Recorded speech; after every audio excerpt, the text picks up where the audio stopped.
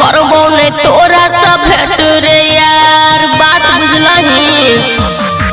शादी भ गेलै हमर सेट रे यार अब करबो ने तोरा सब भेट रे यार ससुरा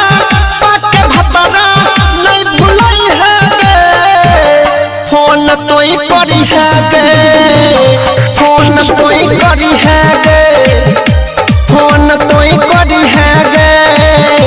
फोन तोई करी है गे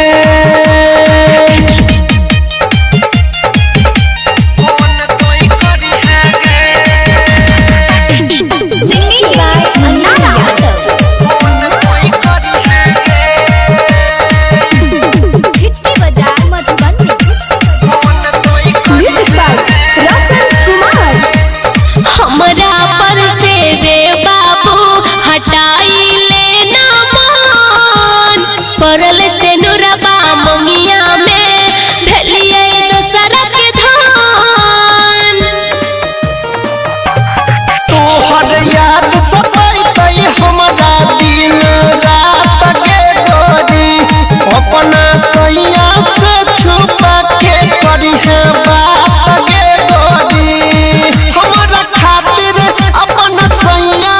से लड़ी है गे फोन तोई करी है गे फोन तोई करी है गे फोन तोई करी है गे फोन तोई करी है गे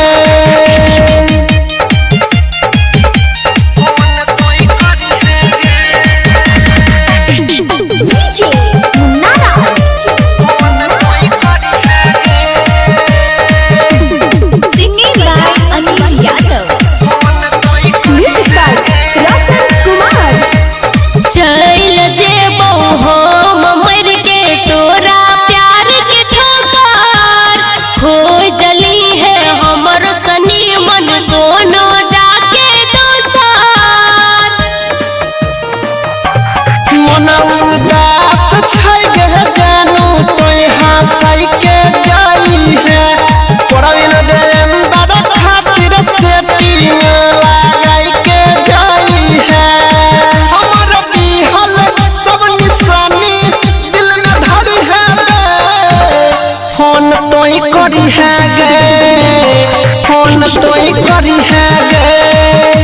फोन तोय करी है गे जानू फोन तोई करी है गे।